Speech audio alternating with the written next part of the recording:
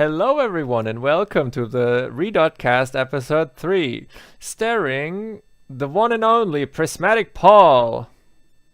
Hey there. I To- finally joined after God knows how many months, and I'm glad to be here. Thank you. Uh, so, what do we have on the list for today?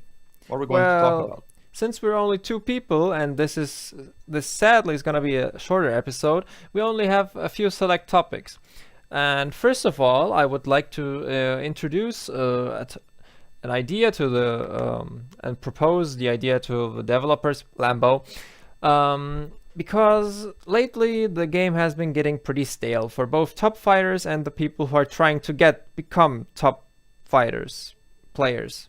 You know what I mean? Yeah, that's true. I guess, one of the top players currently, and to be honest, it is pretty boring now, and I realized that this is kind of a waste of time, so I shifted a bit away from this whole game. But this game does really need some new ideas, some kind of refreshment. Yeah, so the idea behind this, what made me think of this, is that usually top players are either spending their time getting fodder, which is basically epilogue farming, or getting even more currency through, trade flicking, just getting Yeah, profits off flipping trades. fighters and trades. Exactly, every that sort of stuff. So it's basically just who can rack up the most kind of currency in the least amount of time in case an event happens, which we know, Lambo, thank you by the way, doesn't happen that often. So the idea that I had is that Epilogue might have a rare drop, which could be keys, and those keys would be one-time entries to a select number of dungeons. So you would, farm Epilogue, get one key randomly from encounters, maybe rare drop, I don't know, could be uncommon, and then use it. You have a one-time entry at a dungeon at one of those dungeons, and you can choose what kind of dungeon you want, maybe. And these all have a different theme. So there is one fodder dungeon, one energy dungeon that gives Aja leaves and maybe bitters. There could be a Nux dungeon. There could be a glue dungeon. So with these four types of things covered, and if we made those keys tradable, that would be desirable because you can basically translate them into any currency. And Yeah, it would. if they're going to drop like glue or bitters or knocks in these special dungeons, that's basically creating more trading currency. So making the keys themselves a currency is actually a really good idea. Yeah, exactly. And they, since they're so desirable, the market would be healthier because during events, how many times have we had this happen that people suddenly have this high inflation of bitters? Suddenly, everyone wants bitters. Who has bitters? No one. Everyone has glue. Why do we even have glue? Nobody revives fighters anyway in dungeons. We only have glue right now as a currency because we used a shitload of it during the winter event. Yes, that's true. Uh, these newer dungeons were very energy heavy because uh, in the winter event there was no limit to usage of leaves, and you could indefinitely farm them and sustain all your way through uh, forever, basically. Well, yeah, we also had way higher Aja leaf drops there in the missions themselves. So just from farming the story, we had like, I don't know, 50 to 100 stockpiled just from farming the story, not even counting epilogue. Yes, that's true. Well, with this most recent event, Sundance, there were no leaf drops or bitters, and not many people probably had bitters because everyone's stocked up on glue, and suddenly I had tons of people messaging me because I had 120 bitters stashed up, and I bought some pretty good stuff for that, to be honest. Yeah, But I figures. spent also a lot of bitters. That's the that's the other side of it, the story. Well, yeah, because usually, like, according to taxi rates, two bitters should be one glue.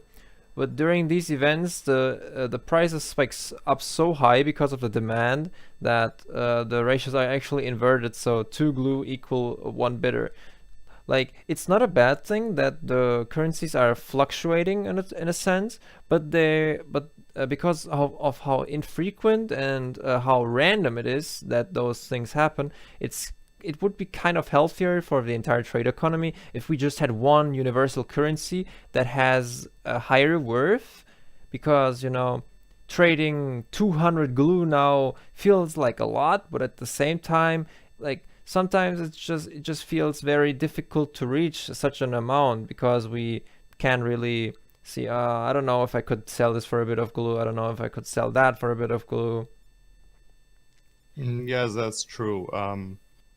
And for instance, now everyone's looking for those single target gurus, and they're all from the Halloween events. It was discussed in the previous episode, I think. Yeah, that it was. And suddenly there's this price inflation, and it's kind of sad to look at it. Yeah, we really kind of need a way to introduce more fighters that are actually desirable to farmable pools events, because no criticism here. Well, no direct criticism at least, because honestly, I think while Lambo has done a great job with giving us the events when they do happen, I think a big part of the issue is that like we have such little control over what kind of fighter and how useful of a fighter we get, because they seem to be thematically in place, because during Halloween we get Halloween themed shit, during Christmas we get Christmas stuff, during lunar we got lunar dragons and things like that. Yeah, that's true. I can imagine there being like an event where it's entirely focused on like machines, mechs, stuff like that. There's gonna be probably Tamrik and Zertnai or something like that. I don't know. Wasn't Tamrik a 4/4 legend though? I don't see that happen. Yeah, I can't really remember, but I think it was a 4/4. Better not have that in the game. But on the other side, Zertnai is like, he looks so cool, but then again, his He's skill so is dumb. underwhelming. I mean, his stats are pretty good, but like, I don't really like this shock elite with 3 cooldown. Yeah, he's fodder, honestly. I don't get why so many early legends had such crappy skills. Like, why just make them stat sticks? Okay, I get it. A lot of fighters had these really wacky cooldowns back then. Like, I don't remember, but a lot of champs and warlocks in general had really gimmicky 2 or 3 cooldown skills, and I think they just kept that trend with Sting All and made Preempt All 0 cooldown afterwards, like buffing it to that level through All Delinea and shit. But like everything else just kind of stayed that way, and at some point I think DNA was just like, oh wait, let's just snap, make single target gurus with 0 cooldown, and then make all target stuff with 1 cooldown, and they kind of just forgot about things like Sting. Yes, that's true. Basically, all Sting fighters have 2 cooldown. Well, except Anton, I think, but maybe there's someone else. But it's 2 cooldown, and to be honest, it's not really that good of a skill, because usually rogues who use that Sting All have about the same agility as an all-target guru would have wisdom. So yeah, exactly. Another thing to note as a fun fact, it was for a very long time during OG Defender of Texel, it was a huge misconception that Sting actually bypassed defense, which it didn't, even though it was agility based. I've seen that in a lot of posts. Oh yeah, the skill description says that it uses agility as attack value, so I always assumed that it is affected by defense. Yeah, same. I always thought it was just kind of replacing the attack instead, which makes sense. But in some scenarios where you, I don't know, put your attack gear on a rogue, doesn't exactly make it better to have the sting then, because you have a higher attack value than your agility anyway, which is kind of weird. Yeah.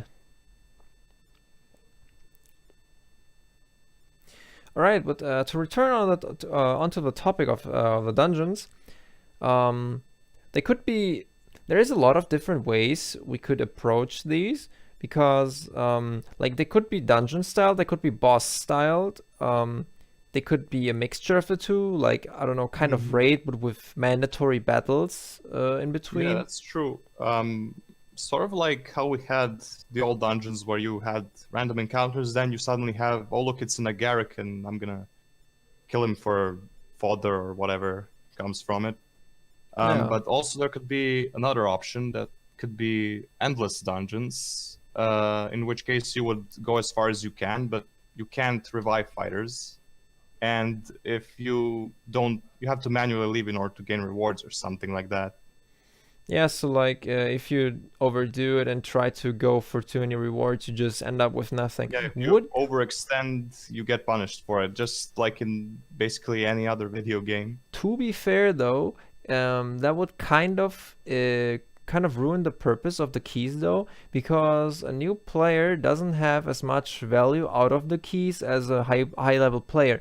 So you know the price would probably orient itself around the like if we ignore the top 25 players we have right now, top 25 to top 30, which actually contest the top 25 spots.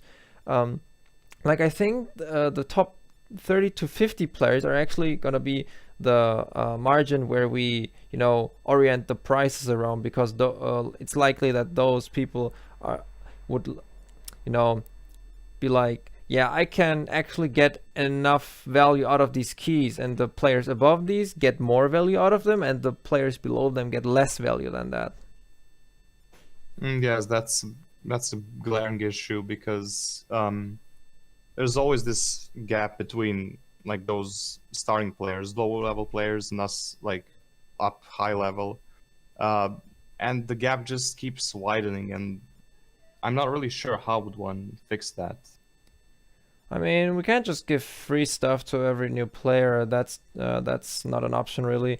But there are ways, of course, to establish yourself in the market. I think I've posted like a flowchart or something once. It wasn't really a picture, but still, like the 5 tiers of bands. Starting tier, and then you go farm anything, and then get gold fleeces, and then you start getting 5/5 champs like Gulbahar and Bronze Nail, because that's literally what everyone does right after getting a preempt line. Yeah, well, and then after I kind of share the same advice to people. I tell them get these 4 champs that are the best. Exactly, because there is not really a lot of variety in terms of progression. Because at first you want to clear everything, then you want to clear bosses because your preempts don't do enough damage anymore. And after you get champs, they suddenly realize, hey, my champs are getting killed. What do I do? And then everyone's like, get single target gurus, because single target gurus like Black Spill and Stone Song are the next highest step. And after that, there's not really anything you can do to hop onto the top tier kind of train, I'd say, unless you actually really stockpile a lot of currency and really grind out the event that's currently going on. Because hoping for an event is basically like praying for a unicorn to pick you up and just take you away or something. Well, yeah. It's I mean, these new players are gonna maybe one day have the bands that top players have now, but then these top players are gonna have I don't know what anymore. Scorpius. Some kind of walls. Yeah. I don't want to talk about Scorpius. Dude, gotta talk about the Fire and the Fallens, man. The champ with double single target preempt. Yo. Like legendary champs were absolute monsters. Yeah, they sure are. And will be if they get released eventually. Can't wait for Dread. Lambo, give us Dread. Give us Dread now. Yeah, Dread is basically, if he had 2 cooldown, he would just be another generic champ legend, and Yeah, nobody but the would bat an one eye. cooldown made him so powerful. Like that just showed if DNA gave us a decent looking champ, with decent stats, you know, high attack, a little less HP. He just demolished everything because his skill was so good. Yeah. Like others, like Evermans, weren't even that much weaker, but their skills sucked. That's all. Literally everything. Yeah, just compare it like Dread to someone like I don't know, Aris Dreadsire. You know, Aris has that one cooldown, like single target skill, but like, and of course he's more tanky than Dread, but there's not much point to it because they have the same cooldown and Dread just kills everyone with it, Yeah. while Aris just kills one fighter. There's There's just way too much imbalance in this game when you look at it. Yeah, I mean, in one regard, having one cooldown on an all-target skill seems fine, but on the other side, what about having a single target skill with one cooldown? Would you have to make it 0 cooldown? And why 0 cooldown? Zero cooldown would enable a triple line with them and just one-shot everything always with skill, which is, you know, it's kind of about finding that sweet spot. Is it worth nerfing all target to keep single target okay, or should you buff single target and make it so it can be abused potentially? It's kind of I don't know. it's kind of like comparing single target preempt to having 2 Jikos right now. Yeah. Well, I don't know. I use single targets myself, but I have a Conifenius, so that's another story. Yeah. And I'm pretty confident in my tank line. If Lambo fixes Vent, I'm gonna get all these Zikos. I'm gonna send them to their grave. You're very connifinned. We're playing the pun games. Hell yeah, we I think are. we kind of went away from the topic. Yeah, okay, back to the topic. Dungeons. Give us rewards, Lambo. Give us loot. Oh wait, that was the name of the second episode. Give us Dread, Lambo. Dread as secret reward in Fix the Vent, dungeons. Lambo. Or just implement Vent Toll, so you won't have to fix it because it just attacks everyone. Thinking. Yeah, but that aside, reward dungeons like that would be very nice. And having the keys to be tradable would also be very nice. Make them uncommon, make the dungeons feel rewarding, but not make them so uncommon that only Cotton can get some of the keys. Even though I heard that he's actually gonna take a break for a while, so we might actually have a chance at getting number 1 on events. Guys, I've said it, go get him. Next event we're gonna get someone else on number 1 spot. I wonder who's that gonna be. I don't know. I mean, in last event I got rank 9, and I'm highly satisfied with that. I don't really have to try hard for number 1 because getting to rank 9 was already like exhilarating, and I kind of made poor life choices, you know. Yeah, poor life choices are always bad. I mean, that's why they're poor. Either way, so seeing this being implemented would be very nice in my opinion, because, you know, like I've said, both variety covered, farming isn't as boring covered, maybe help out new players, you know, when they get to Epilogue to actually have something they could farm for, and leave the rest to the economy really. Because we usually get stuff done, except we have a bunch of scammers flying around. Not thinking about anyone here. Yeah, scammers were like, you know, when this game launched, the new Defender of Texel, I knew there was going to be sooner or later some guy who's gonna scam. But you know, there's always there are multiple of them, you know. Yeah, always. And wherever there's trading, there are people who are gonna try to scam, whatever game it is. Yeah. Fortunately, I haven't even seen anyone like being reported for scamming or anything,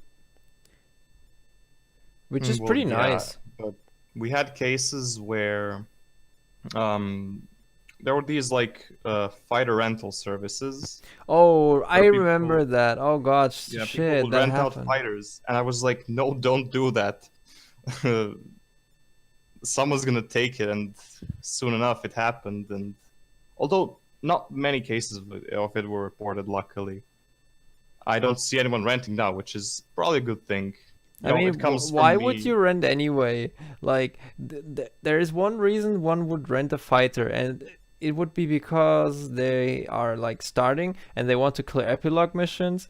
But how could they afford to rent a fighter then? Like, are you gonna rent a tan for like I don't know 5 glue a day and then just spend all your Yeah, life savings of glue and then just have it for 1 day and then it's not even gonna the do a lot. much better option is to just buy straight up buy what you need.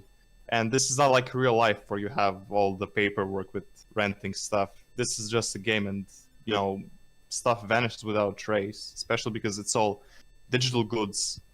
You know, Yeah. Rather keep it safe with you guys. Don't forget this.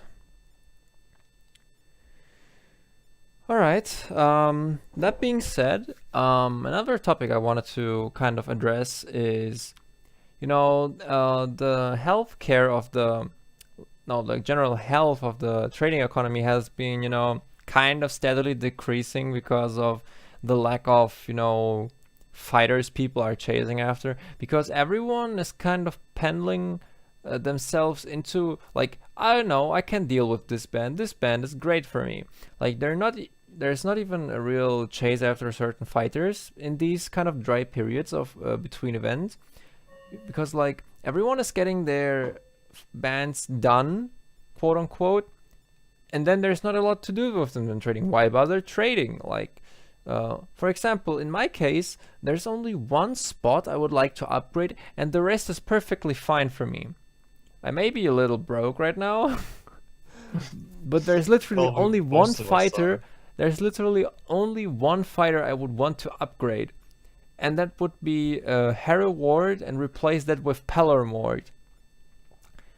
But Oh, of course, I and can't. that's a I can't just thing. buy a Pello, because those Yeah, that it's have it's the one, champ Bitcoin. yeah, not only that, but people that have one don't want to sell it. Why? Because if they have a decent champ line, including the Pello in it, they don't want to. They want. Why would they want to They don't downgrade want to theirs? They disband their line, but even though I think that Palomord can be replaced with some champs and setup will be perfectly fine.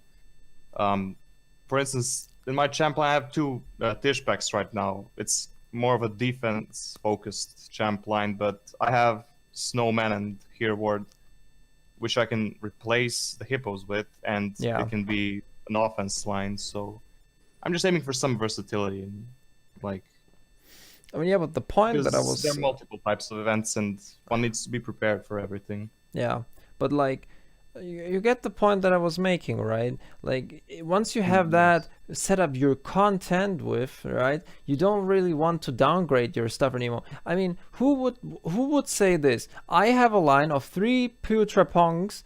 Why would I'm gonna just sell all 3 and buy 3 Tifilas instead. Who would want that? Who would say that? Like, why would you just get a bit of currency and downgrade all your single target gurus when you can't even really buy something proper with the glue because the market is so stale, because everyone is just kind of sticking to what they have already instead of having a lively flow of currency and both currency and fighters. Because also just look at the offers that we have when not looking Yes, at those are the basically memes right now. exactly. Have you like I heard that today morning there was a guy apparently which was selling Putra Pong rare uncommons. Like one was 4 out of 5 and one was 3 out of 5 for 10 nucks each. And I was Whoa. like, okay, seems good. Totally not overpriced or anything. Especially Fair because and how are balanced. you gonna how are you even gonna build it? No one has these anymore. They're either fodder Yes, because everyone's like, oh because yeah, no way, I'm gonna make this. yeah, all of these fighters are limited, and you can't really get any more of them. and this creates a huge amount of like unfinished fighters and a lot of disappointment as well. And Thanks, there's really no Lambo. way to complete something that's incomplete right now. Yeah. If only if you're really, really lucky. Well, I hope for that to be fixed, really. One way would be, of course, more events, more returning fighters. It doesn't even have to be like entirely new fighters, but seeing some fighters make a return maybe would be pretty nice. Like, I don't know, have some events based around one fighter and just make them, I don't know, 1 week long and not really that major, no leaderboards or anything. But if you clear all the difficult dungeons, you get like, I don't know, a bunch of copies of the fighter or of its rares or I something. think the old game had some revival builds or something, and I could potentially see it being implemented in here in a way. But I think that adding some, like, I don't know, mid-tier fighters maybe to like Voxside, Pixel and Voxside would be all right. I'm talking about stuff like the green dragon, for instance. Yeah, the dragons should be in Voxside in my opinion, yeah. Because, it would also be nice to have some more, desirable fighters or decent fighters that aren't, like usually those are basically trade fodder or experience fodder. But if they're actually like in the builds now, since there is basically none around, it's because either people are having them in their bands because they can't have anything better, or they're just like trying to get anything out of Voxside and they just can't because all they can get is like Boulder Win uncommons and try to sell those, or Cyanis for Gold Fleece. Yeah, there are only a few fighters from the Voxside build that are really worth building.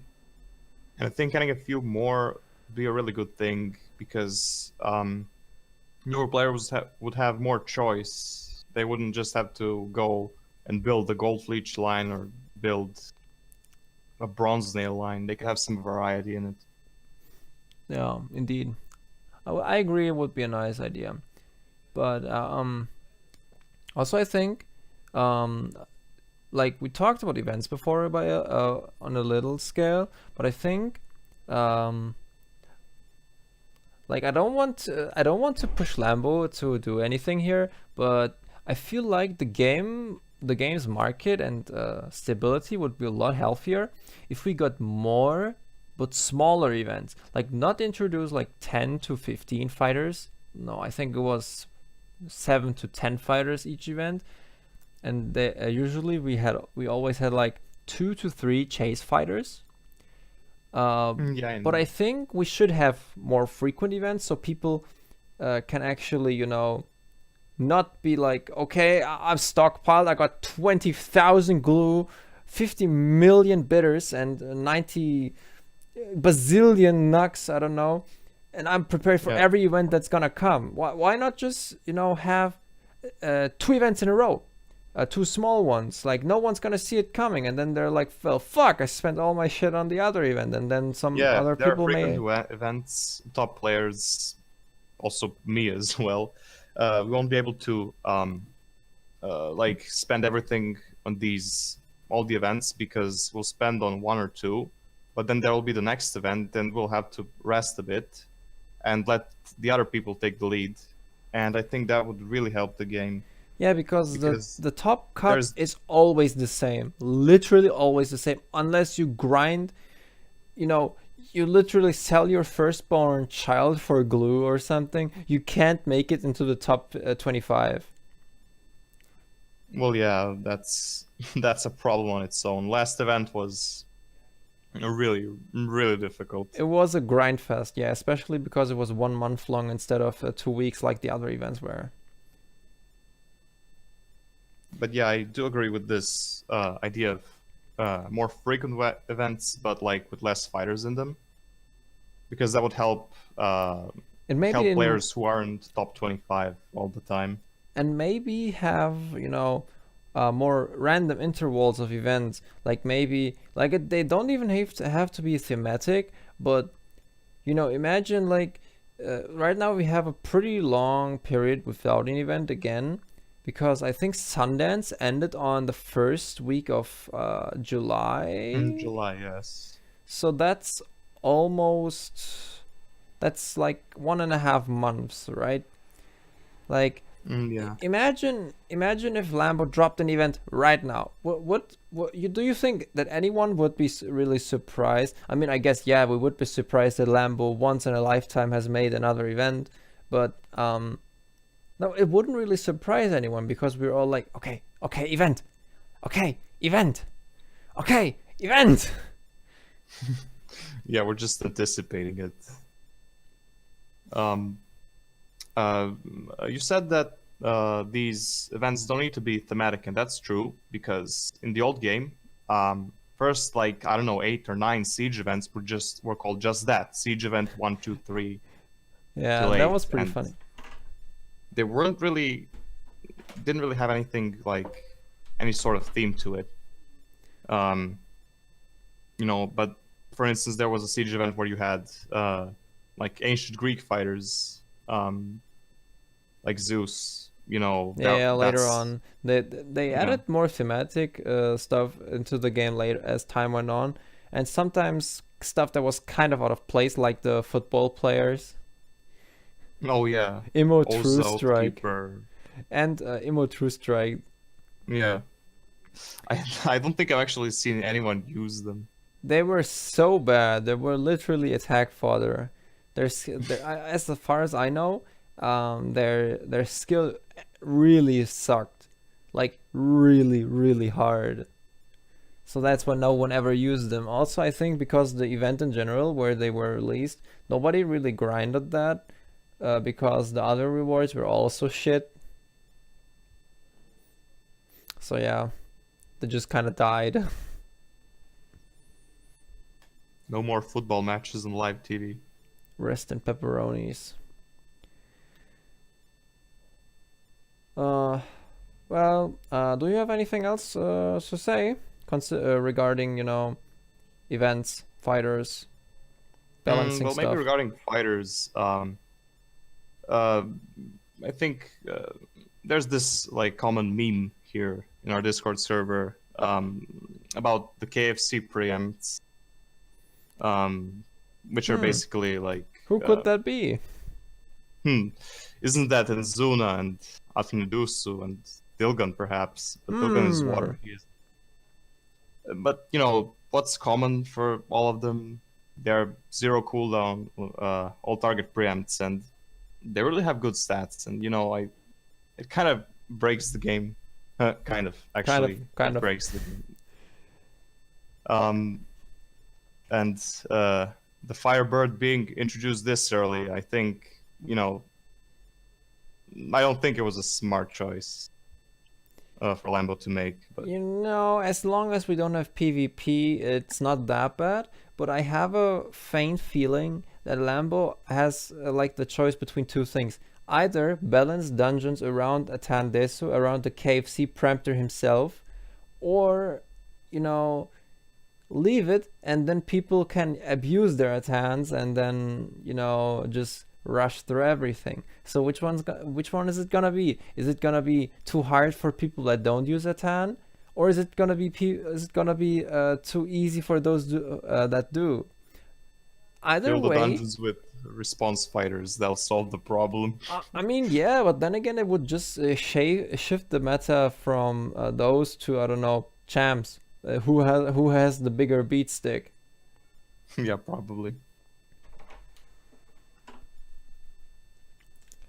And also about all these skills in general, the multipliers. I don't know. I've ran some tests, but I never really seem to uh, get the actual percentage of like stat used on a certain skill because sometimes okay, the hippo has 6,000 health, and for instance use Dephilia.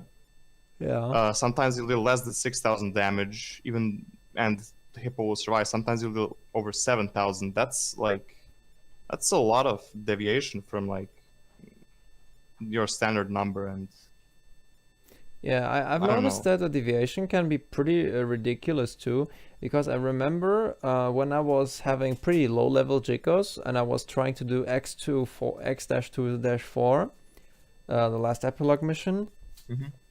Like there was this one fighter that would like in a 1 out of 10 chance he would sometimes survive the thwart, which would completely kill off my run, like 70% through. And I'm like, I wow. think it was probably this orange Yeah, fighter the with orange ripples. first, the orange because- one, and second, he only survived it like once every 10 times he appeared. Because like after I died the first time to that guy, I was like, okay, when does he appear? Does he actually survive it again? Am I just that lucky in my previous runs? I ended up farming X23 for like, I don't know, 10 to 25 runs just to get the level of my Jikos that much higher. And also, the Voxide rates in X23 actually suck really hard. I don't know if it was just me being unlucky, but they suck really hard.